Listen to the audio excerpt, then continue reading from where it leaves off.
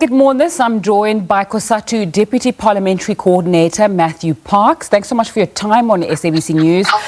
Let me know more about that 1 trillion rand stimulus wish from Cosatu and where the money will come from. Well, thank you. In fact, the original 1 trillion rand stimulus proposal came from the President of the country himself when he met with us in April.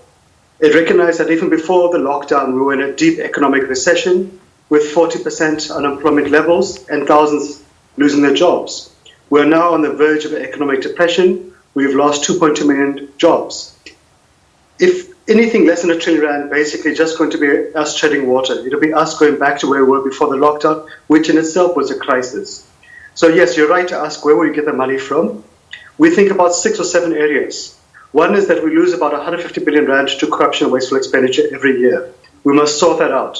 We must sort out ESCOM because there's been a huge drain to the fiscus, but it's also been a burden to economic growth. We must have a clear roadmap to put the other state-owned enterprises back on their feet and to move away from bailing them out continuously because that burdens the state. Also, it's critical to recapacitate SARS to deal with the hundreds of billions rands we lose to tax evasion every year, and more particularly to enforce customs enforcement.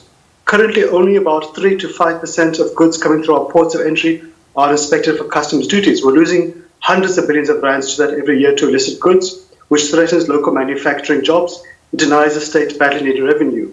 But there also is space within the state budget itself to reprioritize from wasteful expenditure to spending money on politicians and wishful projects to really invest in economic infrastructure. But I think lastly, government on its own can't carry the burden.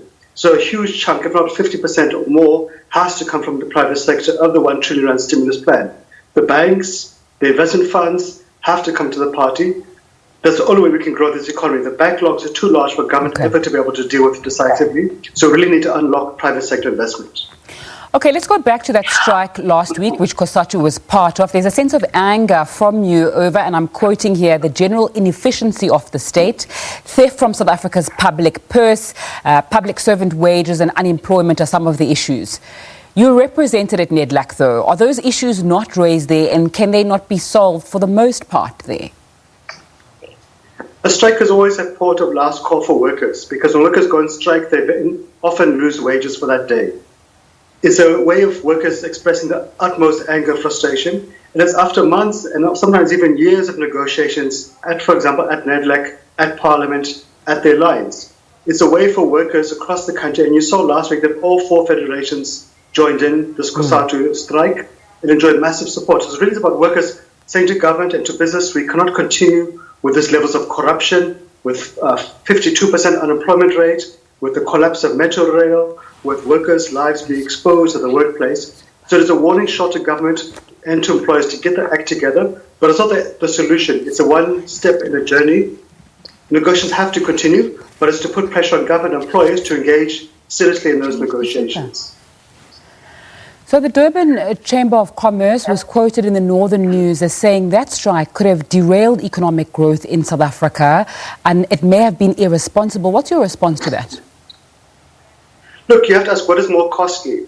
Is it more costly to continue to turn a blind eye to corruption, which consumes over 150 billion rand a year from the fiscus?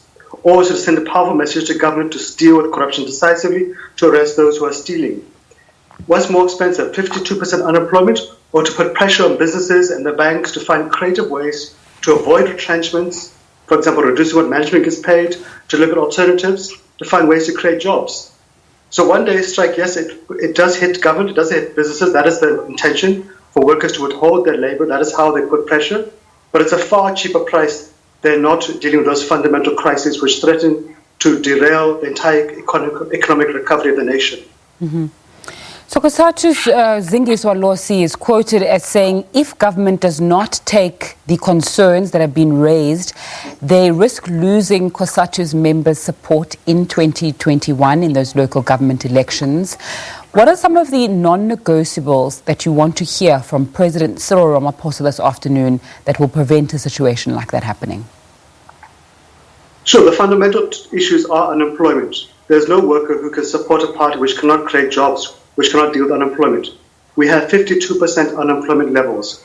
We don't expect it to be resolved overnight, but we need to see it being reduced systematically, not increasing all the time. You need to give hope to workers that there is a future for them.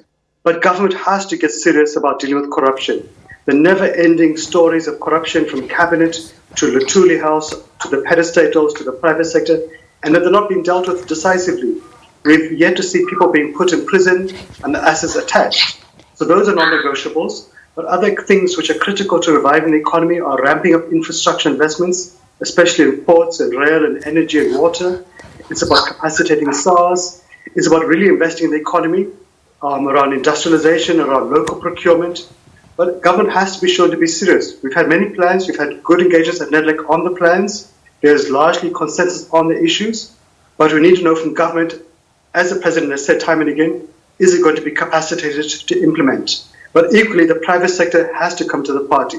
They cannot simply continue to put the burden to the state and do nothing themselves. The banks, the investment funds, the mining houses, the big corporations, they need to come to the party like never before because we're in the worst economic crisis in 100 years. We can't afford to be sitting on the sidelines.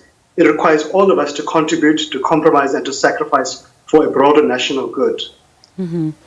Matthew, before we go, you've said that there's not much indifference of the position of labour unions, the private sector and government as well. So how do you get that understanding that you've just spoken about now and quickly? Sure. By and large, we've achieved consensus. We all know what needs to be done. It's corruption, it's a mass employment program, it's fixing ESCOM, it's fixing the state-owned enterprises, it's rebuilding the states, it's unlocking private sector investment. But we need to see the government rebuilding its capacity. The capacity of the state has really been hollowed out during the last decade of state capture. It has to be rebuilt. And again, number one is around corruption.